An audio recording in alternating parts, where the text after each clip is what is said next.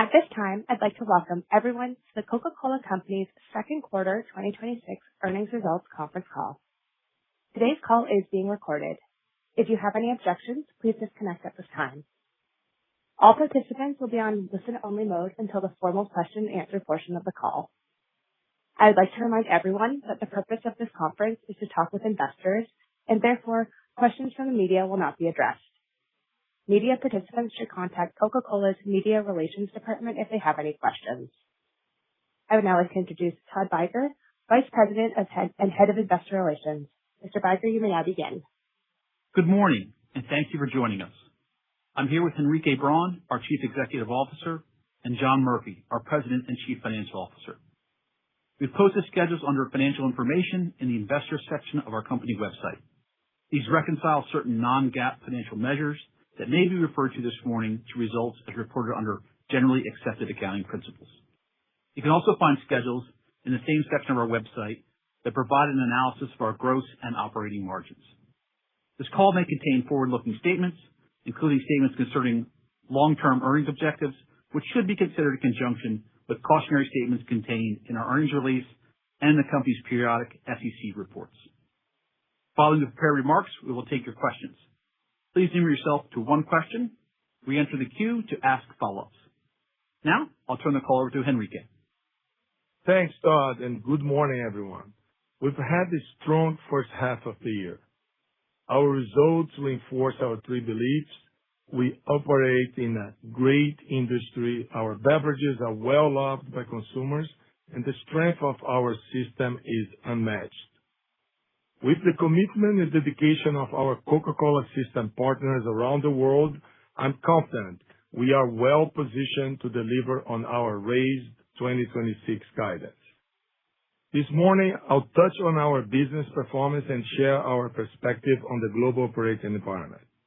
Then, I'll discuss how we are executing against our three priorities to enhance our staying power and extend our strengths. John will end by discussing our financial results and provide further commentary on the outlook for the rest of the year. We delivered a strong quarter with broad-based momentum across our business. We grew volume 5%, aided by cycling an easier prior year comparison, and we grew organic revenue at the high end of our long-term growth algorithm. Looking at the two-year average, we grew volume 2%, reflective of a more balanced contribution to the top-line growth. This led to organic revenue growth at the high end of our long-term algorithm.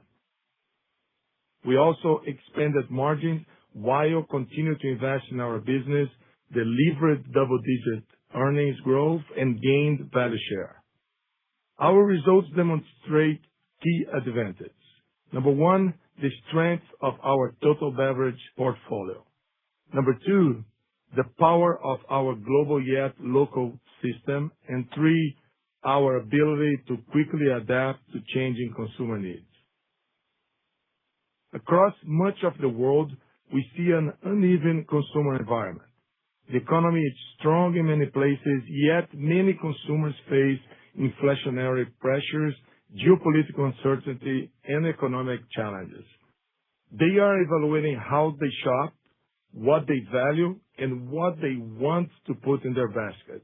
In markets like the U.S. and Europe, the consumer backdrop is stable in aggregate, but many remain under pressure. In China, sentiment remains cautious and spending continues to be selected. Across Latin America, the consumer sentiment is mixed, with improvements in Brazil and Central America, while consumers in other key markets remain under pressure. Across our more than 200 countries and territories, our mission is simple: ensuring our brands are valued, relevant, and worth choosing. To get us there, we are staying close to the consumer, adapting quickly, and doing a little bit better every day to earn every transaction. In the second quarter, our FIFA World Cup integrated marketing campaign and the world-class activation brought consumers closer to the action, showed the power of our system at scale, and drove momentum across our business. In North America, while we benefited from cycling an easier prior year comparison, we delivered strong performance. We gained both value and volume share and grew revenue and profit for the quarter. Our dual approach with FIFA World Cup and America 250 gave us a unique platform to be part of a once-in-a-lifetime celebrations in locally relevant ways across the country. Harnessing our total beverage portfolio, we grew volume 3% by leveraging our growth flywheel. We had strong volume growth for many brands, including trademark Coca-Cola, Fairlife, Powerade, Fresca, Gold Peak, Smartwater, and Simply. During the quarter, newly relaunched Mr. Pibb grew volume more than 20%, demonstrating how we are using insights to innovate and stay relevant across need states and drinking occasions. In Latin America, we gained both value and volume share, realized balanced top-line growth, and grew profit. We continue to navigate a difficult environment in Mexico, but we see improving conditions in Brazil. Our system is taking targeted actions to strengthen the business and build momentum to capture growth opportunities. In EMEA, we gained value and volume share and grew unit case volume in each of the operating units. While we grew revenue, profit declined due to the phasing of investment. In Europe, favorable weather supported volume performance in many markets, while growth broadened across the region. In the region, the Middle East, geopolitical conflicts continue to disrupt the region. We are combining the power of our global scale with the flexibility to adapt to local needs. This led to value share gain and strong volume growth for trademark Coca-Cola, Fuze Tea, and Sprite for the quarter. In Africa, our system is highlighting localness and sharpening our revenue growth management capabilities to drive sustainable long-term growth. Lastly, in Asia Pacific, we grew volume across all operating units in nearly all beverage categories. Comparable operating income declined during the quarter, primarily due to our focus on expanding our consumer base in all socioeconomic segments. While we are encouraged by the progress we've made, we recognize this is a journey. We are investing to bring more consumers into the franchise and build our business for the long term. For example, in China, we are using the strength of our total beverage portfolio, and in India, we are taking our proven revenue growth management capabilities to meet consumer needs. Overall, growth was broad-based across channels and consumption occasions, reflecting our ability to meet consumers with the right offerings at the right moment. To sum up our global view, we remain focused on our all-weather strategy, building balanced, quality top-line growth while being locally agile and executing at pace in this dynamic economic environment. Earlier this year, I laid out our 3 priorities to deliver on our next chapter of growth: becoming even more consumer-centric, remaining constructively discontented, and placing digital at the core of every connection. First, on becoming more consumer-centric, the 2026 FIFA World Cup is a great example of how we are leveraging the 4 I's: insights, innovation, intimacy, and integration to build capabilities for the long term. We entered the tournament with a stronger foundation and greater system alignment, allowing us to bring the activation to life with more speed, precision, and scale. We started with deep insights, understanding fans, occasions, and how consumers want to engage throughout the tournament. We used innovation with connected packaging to make our brands more interactive. Through our long-standing partnership with Panini, we distributed more than 1 billion player stickers across more than 40 markets, driving digital participation and engagement. We've applied intimacy by tailoring activations to local consumers market by market, team by team. We translated the tournament's momentum into powerful consumer experiences, placing Coca-Cola and Powerade at the heart of national pride and fan celebrations. We've brought it all together through integrated execution across our system in over 180 markets in more than 20 million retail outlets. This execution delivered commercial impact, driving average incidence of over 80% at venues across 16 host cities, which is a record for us for a FIFA World Cup. Throughout the tournament, we've collected more than 25 million first-party data points and generated more than 9 billion views through digital and social media activations. These insights give us a stronger foundation to better understand consumers, tailor our decisions, and improve how we show up in the marketplace. Activating around the FIFA World Cup contributed to trademark Coca-Cola volume growth of 5% for the quarter, its strongest volume growth in 17 years, excluding COVID recovery. Powerade also grew volume 8% globally during the quarter. Moving to remaining constructively discontented, we are focused on driving more from more markets and more from more brands. This quarter's results show that we are making our brands more relevant to more consumers and making our $32 billion brands work harder for us. For example, evening occasions remain a meaningful untapped opportunity. By redesigning Coca-Cola 00, we are better positioning the brand for these moments. Following strong initial success in Europe, we continue expanding the product to more markets globally. Combined with disciplined revenue growth management, strong execution, and world-class bottling partners, we are strengthening our ability to deliver more growth for more markets.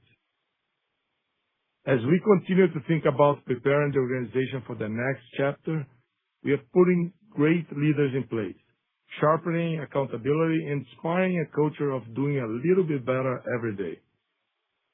Finally, we're focused on elevating the role of digital across everything we do. We are amplifying the things that we already do well with more agility and more scale. By focusing our resources on a selective set of consumer, customer, and enterprise priorities, we can strengthen our competitive advantages and create more value across the system. In summary, I'm encouraged by the energy and ambition across Coca-Cola system. We are learning faster, acting with greater speed, and uncovering new opportunities to create value. Our priorities are helping us to create a stronger system today while building the foundation for our next chapter. With that, I'll turn the call over to John. Thank you, Enrique, and good morning, everyone.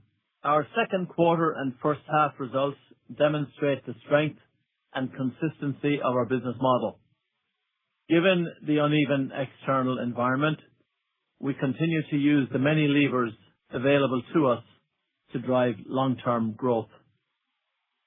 For the quarter, organic revenue grew 6% and unit case volume grew 5%.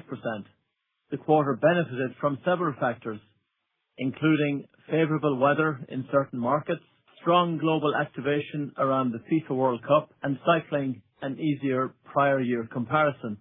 As Enrique mentioned, on a 2-year basis, volume growth is 2%, which is consistent with recent trends. Concentrate sales were 1 point behind unit case sales due to the timing of concentrate shipments. Price mix grew 2%. This was driven by 3 points of pricing actions, partially offset by a point of unfavorable mix, primarily driven by investment timing, notably in Asia Pacific. Comparable gross margin increased approximately 120 basis points, and comparable operating margin increased approximately 90 basis points. Both were driven by underlying expansion and currency tailwinds. Importantly, we expanded margins while continuing to invest behind our brands and executing revenue growth management strategies that provide consumers with the right package, brand, and price point for their occasion. Putting it all together, second quarter comparable earnings per share of 97 cents increased 11%, which included a 2-point benefit from currency tailwinds. Free cash flow was approximately $6.9 billion, an increase versus the prior year. Our balance sheet remains strong with our net debt leverage of 1.4 times EBITDA, which is below our target range of 2 to 2.5 times.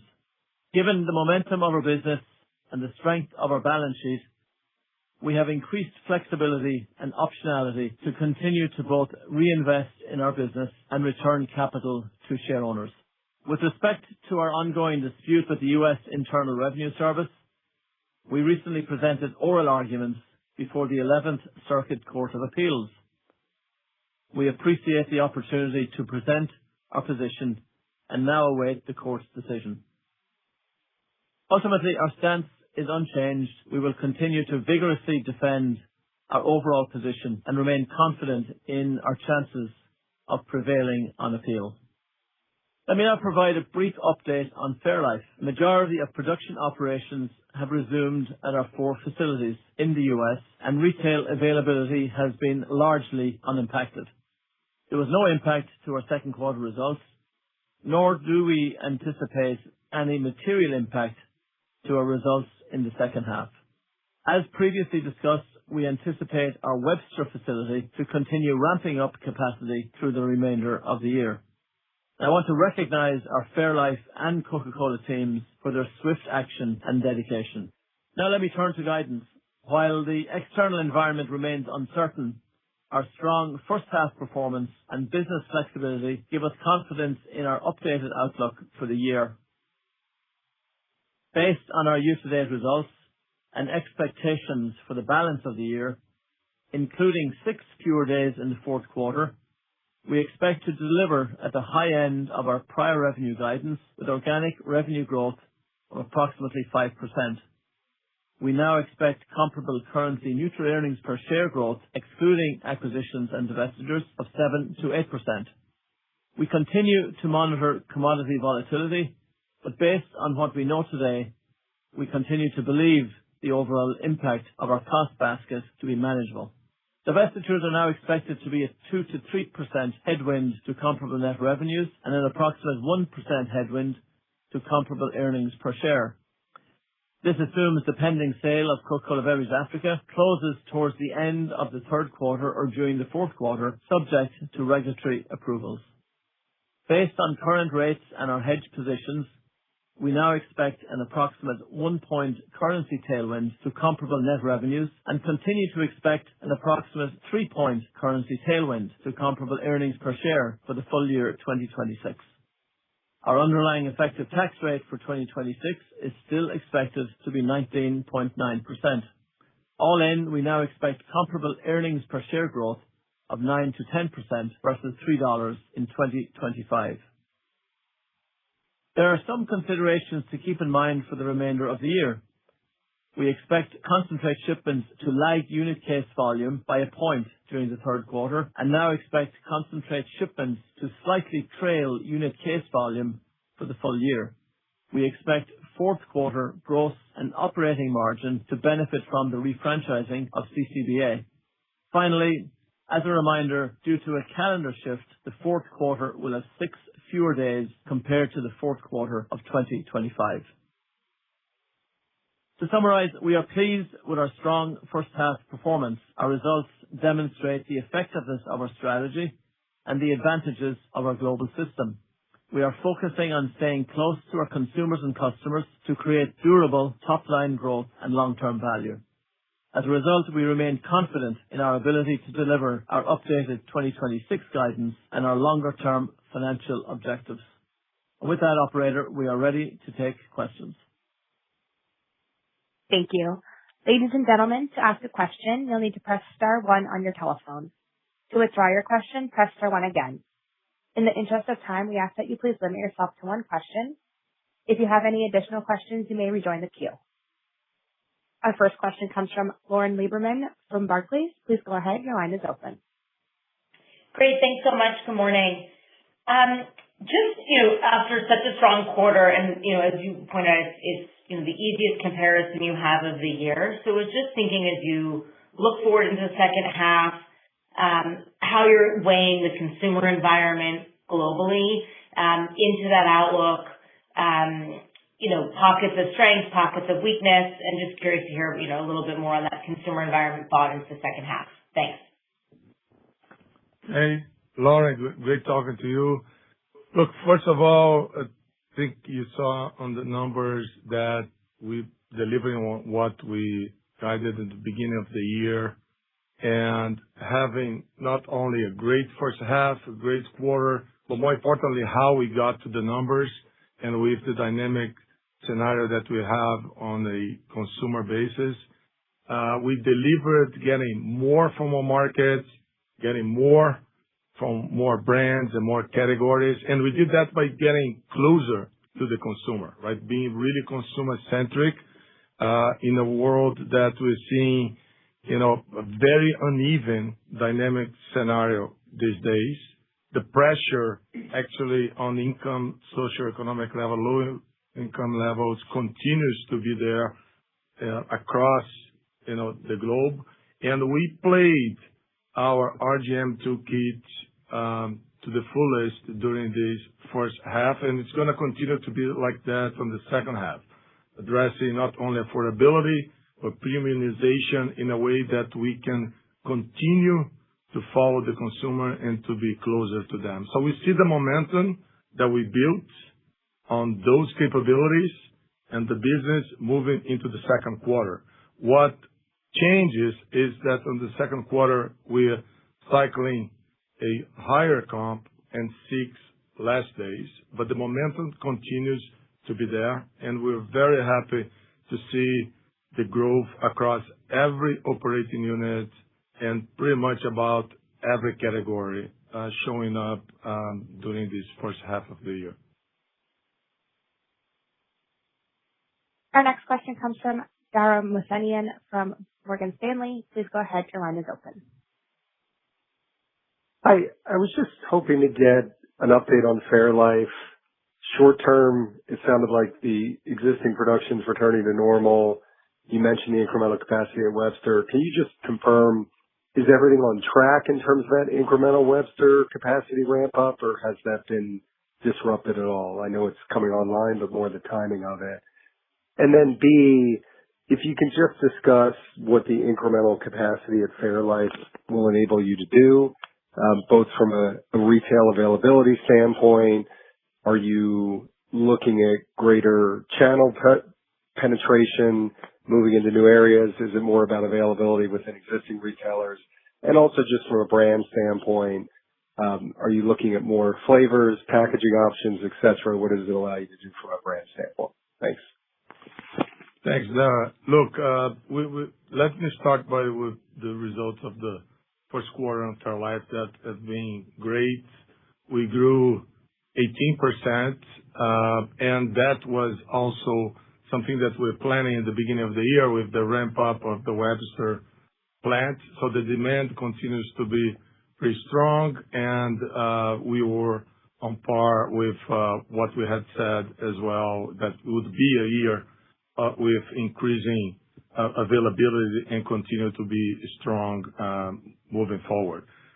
Related to the incidents, the business is back and running pretty much across every line and plants that we have, and we did not have any impact on the supply on the consumer service during that period. So we continue to see our plan in line for the rest of the year. And as we said as well, the priority right now is to continue to have the main SKUs, the main offerings on shelf, right? Because the demand is still there, and the innovation will come as we have even more flexibility down the line. So that's the latest. We continue to be very excited with the brand. And as John said on the remarks in the beginning, we're also very pleased with the way our team and the ecosystem around it address the incidents in a very diligent way. Our next question comes from Steve Powers from Deutsche Bank. Please go ahead. Your line is open. Great. Good morning, everybody. Thank you. Enrique, I wanted to focus on Asia Pacific and India, if I could. You generated significant volume there as you expanded the consumer base, focused on affordability, revenue growth management, as you discussed. But at the same time, there was a bit more investment in price mix than we had expected to generate that volume, and you cited some value share losses in India. So if we step back, could you provide maybe a bit more context on your approach to positioning for long-term growth in that region, where you stand today, and what we should expect going forward as we monitor ongoing progress? Thank you. Sure, Steve. Look, it is also very consistent with our strategy. The region, it's a long-term opportunity and continues to be very attractive to us, and we continue to build this for the future. Remember that we said in the past as well that this would be, place that we're going to continue to invest ahead of the curve, bringing more consumers to the base in the right way, dialing up our revenue growth management capabilities. And it's a place that we're seeing not only opportunities on the affordability part where we are investing ahead of the curve, but also on the premiumization side as well. We do own in India specifically 7 out of the top 10 brands today, and building the equity of those brands is our primary goal. And it's important that we continue to be focusing on where to build those capabilities to actually capture even more growth into the future. So that's the reason of that investment and behind it. But if I step back and talk about the PMO in the region, I want to unpack that and tell you exactly what it's composed of, the 9 points. The 3 variables there. One was investment timing, 1/3 of it. Another third was of the affordability initiatives that are important for us to bring the consumers to the base in the right way, as I was mentioning, investing on cold drink equipment and the right capabilities to execute these and gain more consumer engagement across that segment.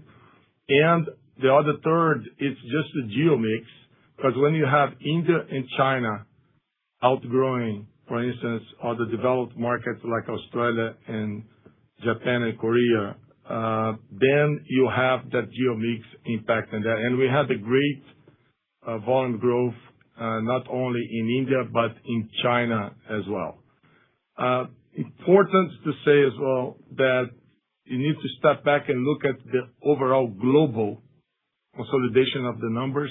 We said this would be a year that we would have a balanced growth on volume and price mix coming more in tandem. And that's exactly what we're seeing, right? And we should see that not only what we saw in the first half, but also in the second half of the year.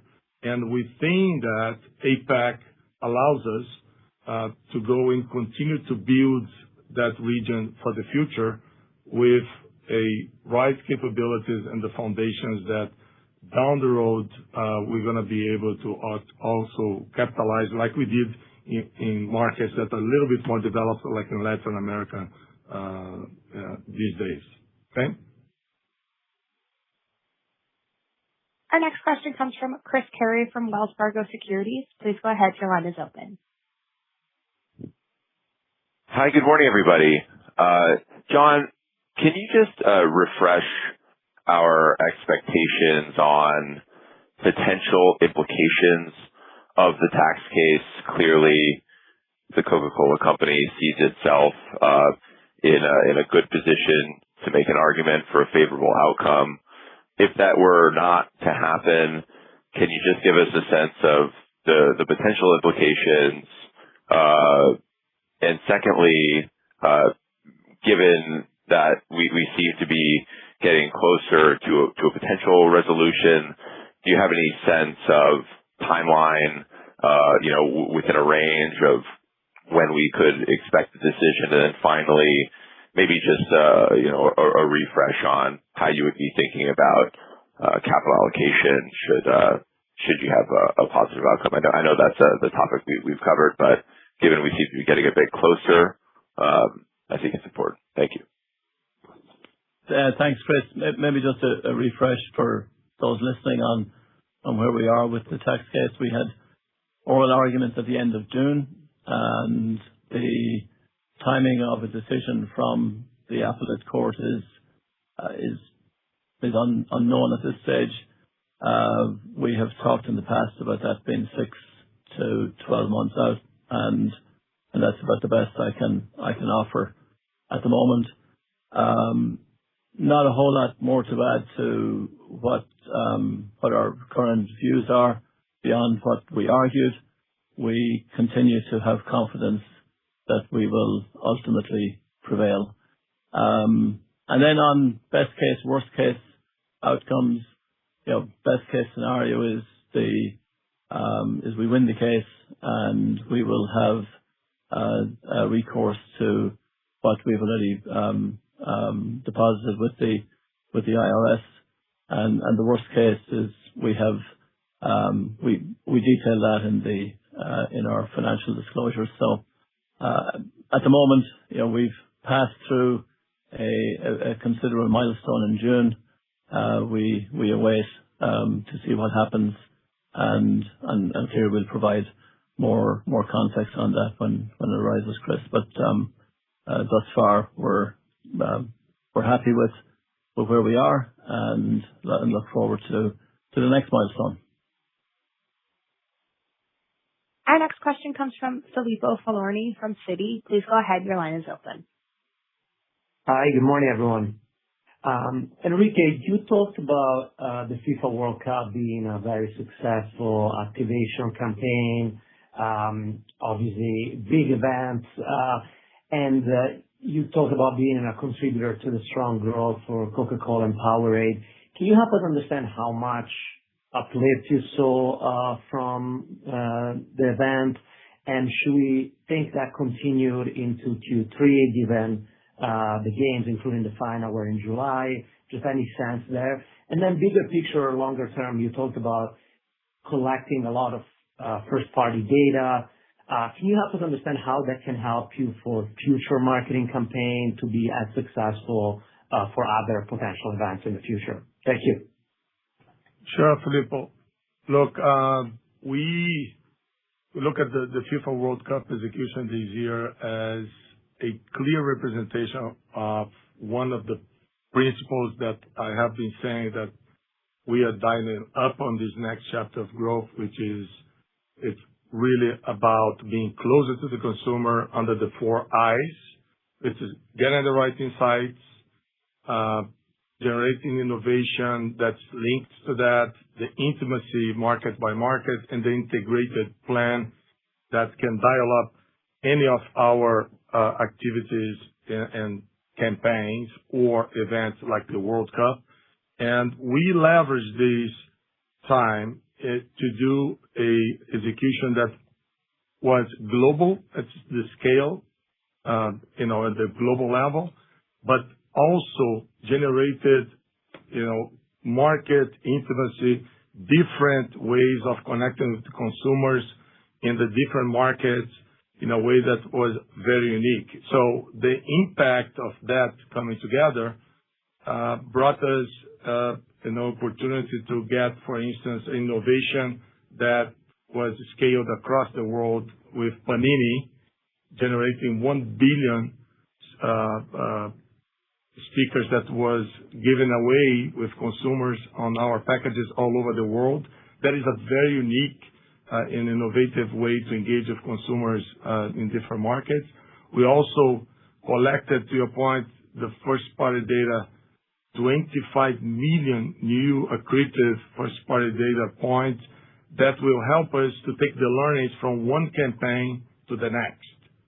And we bring those consumers' experiences, to new campaigns like Coke and Meals or Powerade moments as well, moving ahead in the second half of the year.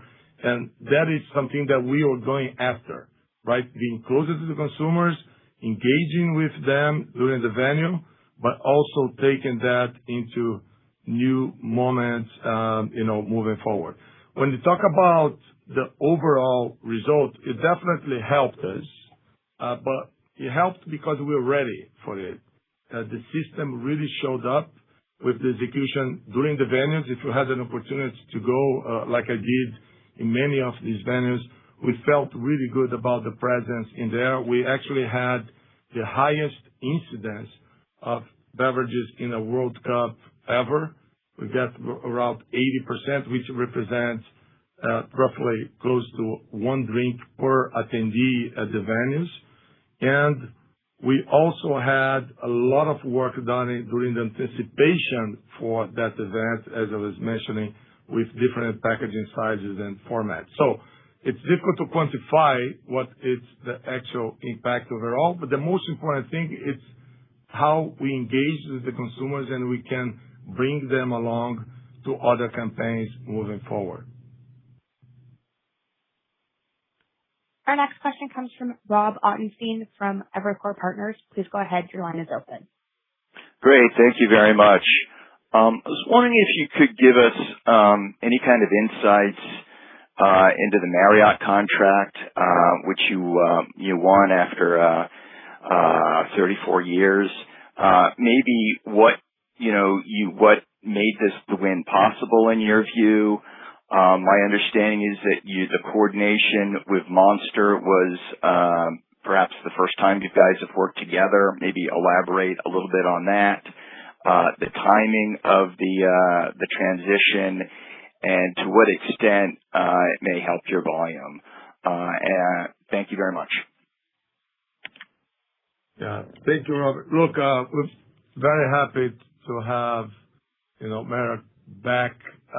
As I said in one of the interactions before, I think in the past we lost that right to be with them for not being consumer and customer centric, and we earned it back because we're consumer and customer centric like never before. And we cheer a new partner as much as we also cheer the current ones that have been with us all these years. And it's great to actually have an accretive partner that it wasn't there with us, and we believe that our team really showed the ability to work together with them and bring, everything that we're doing all over the world through the powerful brands that we have, the value that we create with our customers today in a very unique way per customer.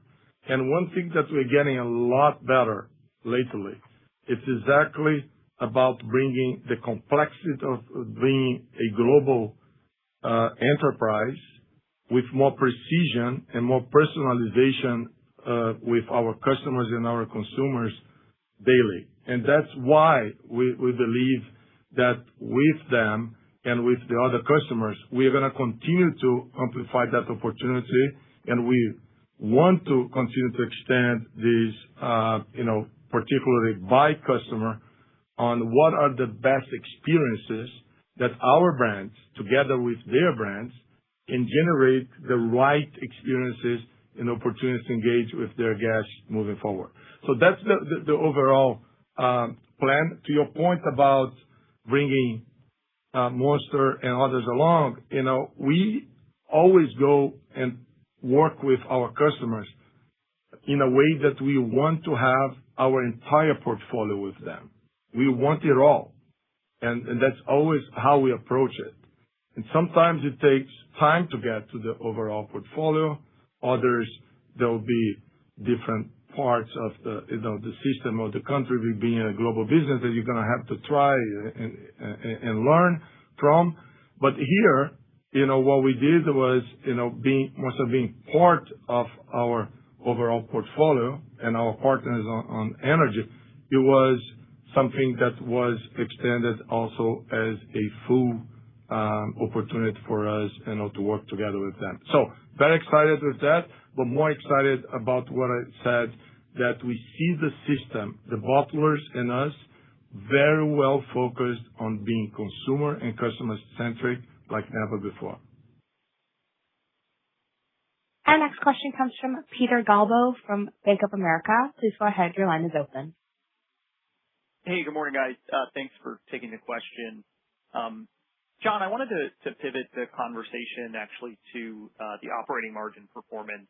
Not only in the quarter, I think it may have been a record not only for 2Q, but maybe all time for Coke. So, certainly impressive. But just, you're going to get some structural benefit as CCBA kind of moves out. But how do you think about just the opportunity to continue to push the underlying kind of operating margins going forward? Again, you've established, I think, a pattern here of consistently putting up, better margin numbers every quarter. So just how should we think about that, not only for the back half, but maybe over the next 12 to 18 months from here? Thanks very much. Yeah, thanks for the question. It's a topic, we've discussed in a number of previous calls. Big area of focus. It's implicit in the long-term algorithm, and we believe, and we've demonstrated, I think, in the last few years, that we have the levers to continue to expand the implied margin in the algorithm. In recent years, we've had a couple of primary drivers in our favor and some that have been headwinds. The structural changes in our overall model, becoming more asset light, has, as you know, been one of the primary drivers. And then both I would argue the quality of our top line, the resilience and adaptability of our supply chain, and our ongoing willingness to invest ahead of the curve make a potent combination to be in a position to have confidence in the underlying margin agenda. And that's something that we are focused on. We will continue to be so in the second half of the year and for a long time to come. We've had a headwind, as you know, on the foreign exchange front for a number of years, and thankfully this year it has turned into a tailwind. So we have a little bit of benefit in that in the quarter year to date and for the full year. But for the quarters ahead, I think the primary area to judge us on is our ability to continue to drive a quality top line, and from there then to manage both our cost base and our investment base to sustain that over time. And when that happens, the implied margin in our algorithm will come to fruition. Our next question comes from Peter Grom from UBS. Please go ahead. Your line is open. Great. Thank you. Good morning, everyone. So I was just hoping to get some perspective on the U.S. North America had another quarter of really strong organic sales growth, and obviously a lot of volatility in the quarter itself. And you mentioned the consumer is broadly stable, but could you provide more detail on just what you're seeing from a consumer and channel perspective? Did you see any notable shifts in behavior as you progress through the quarter itself? And maybe more importantly, how do you see that evolving from here? Thanks. Sure, Peter. Look, what we have been seeing is that the consumer continues to participate pretty well on our industry, and the growth represents that, so we were able to capture that. It's important also to remember that we're cycling a easier comp from last year. So I think on the run rate, for North America, we're very pleased with that, actually how we got to these results, which is really growing pretty much every category in here. But it's also important to remember the cycling from last year.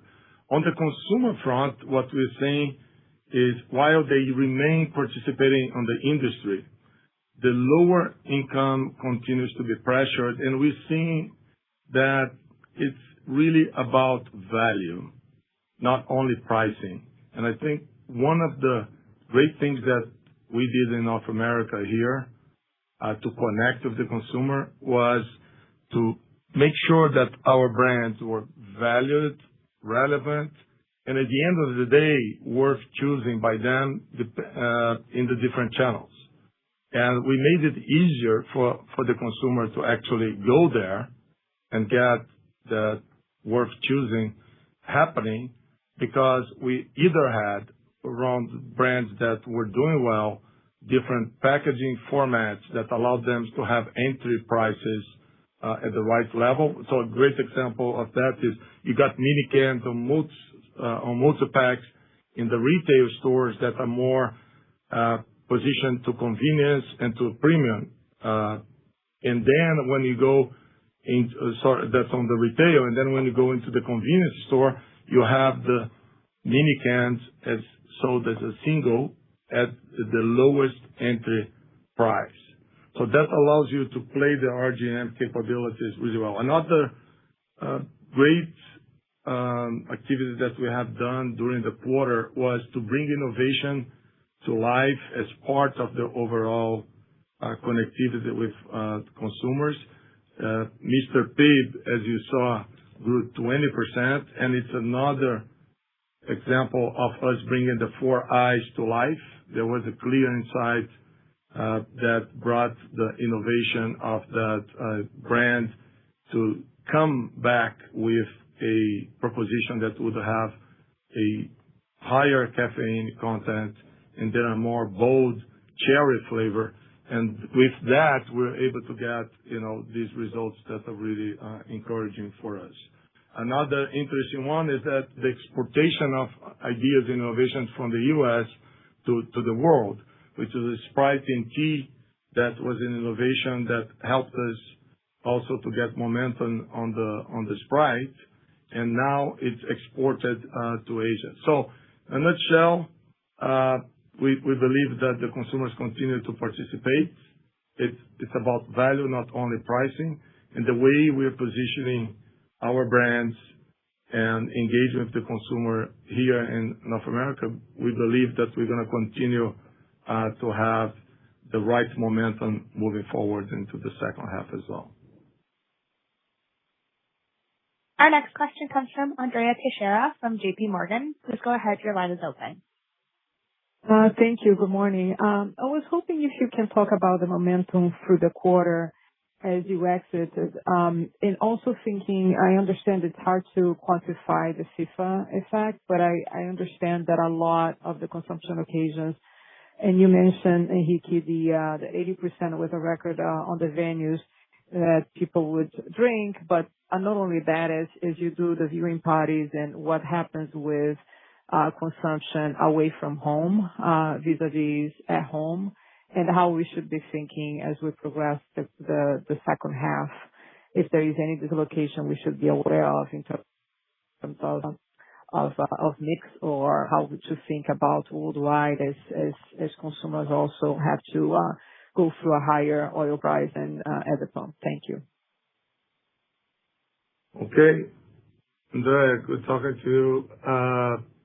On the volume growth itself, right, on the quarter, first of all, we were very pleased to see that it's, one of the strongest ones in the last few years. And that gives us the confidence that everything that we said in the beginning of the year, that this would be a year that would be more balanced on volume and price mix, it's actually happening in the right way.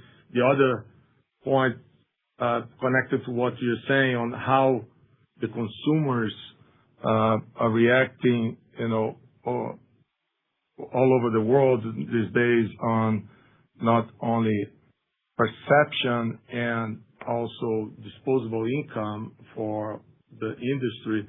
We are showing up in the right way, giving them the options on affordability and premiumization, and that was translated as well in the first half, and we believe that we're going to continue to have that being addressed in the second half. It's also important to always remember that while we have this strong volume, the run rate for the last 2 years is 2%, which if you go back to 2017 up to here, it's more or less in line with where we were. But most important thing is that we're getting more for more markets and more for more categories, and then the degrees of freedom to get to that algorithm are amplified. And that was something that deliberately we wanted to have in there.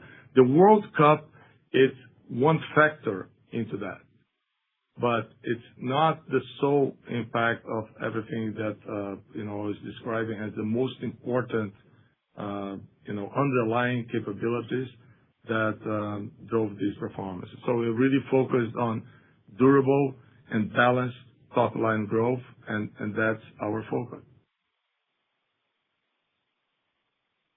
Our next question comes from Kaumil Gajrawala from Jefferies. Please go ahead. Your line is open. Hey, everybody. Good morning. I want to follow up, Enrique, on what you just mentioned, looking at a decade of revenue growth, and I think you said the degree of contributors to hitting that algorithm give us a lot more freedom or something sort of along those lines.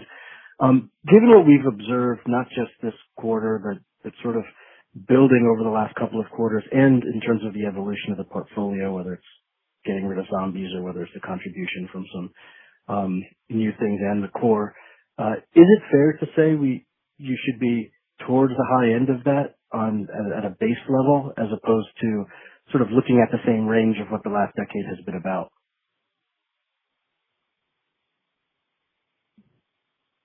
So, Kaumil, just trying to see if I got the last part of the question right. It's saying about delivering, if it's more about the high end, okay, got it.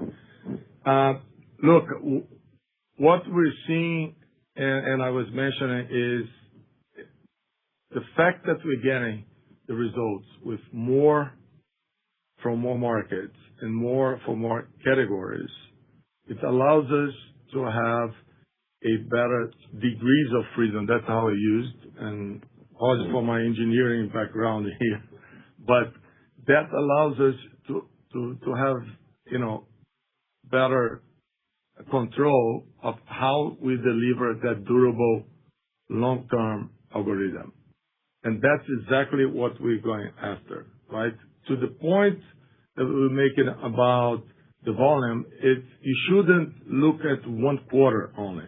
It's always better to step out and to look at the whole year. And we said that this would be a year that if we did everything right, we would see volume and price mix more in tandem, and that's exactly what we're seeing. So on the first half, because of the extra 6 days, and we have some of the events like the World Cup, the weather, that also helped us, and we captured that because we're ready for it, made that quarter, that first half, a building a momentum that we're going to transfer into the second half with the learnings to continue to take advantage of our campaigns and our plans for the second half. But it's a half that has 6 less days as we planned. So all aligned with what we said at the beginning of the year. We're excited with the volume growth, but there is way better opportunities to continue to get more from more markets and more from more brands moving forward. Let me just add one additional piece. Just keep in mind the long-term algorithm is a long-term algorithm, and it's rooted in, first of all, what the industry typically grows by. And if you go back 30 years, there's been a handful of anomalous years, but it typically is in the 3 to 4 range. And so that's one key consideration to think about longer term. And then the second one is, as we have worked hard over many, many years now, is to continue to build a differential set of capabilities to win more than our fair share of that growth. And so that lands you in a range which is what our long-term algo says, 4 to 6%. And the ambition clearly is to be at the higher end of that on a sustained basis. Our last question today will come from Bonnie Herzog from Goldman Sachs. Please go ahead. Your line is open. All right. Thank you. Good morning, everyone. I just had a quick question on your updated guidance, which does now imply more bottom line leverage for the year. So maybe just hoping to understand the drivers of this, and should we assume less spending in the second half versus the first half? And then, if you could just touch on your strategy around advertising spend and how that may be evolving given the strength you're seeing in your business and certainly the changes we're seeing with the consumer. Thank you. Thanks, Bonnie. On the last piece, there's no significant change in strategy with regard to investing to support our brand portfolio and to stay close to the consumer. As we've seen many times, what happens during a quarter is not necessarily reflective of the investments that take place in a quarter. But over the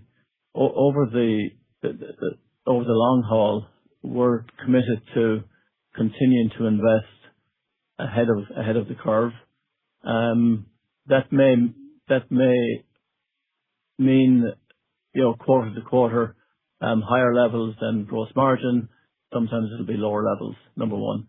Number two, one of the areas that we are very focused on is the quality of the investments and leveraging an increasing set of new capabilities supported by AI and digital to be able to do so.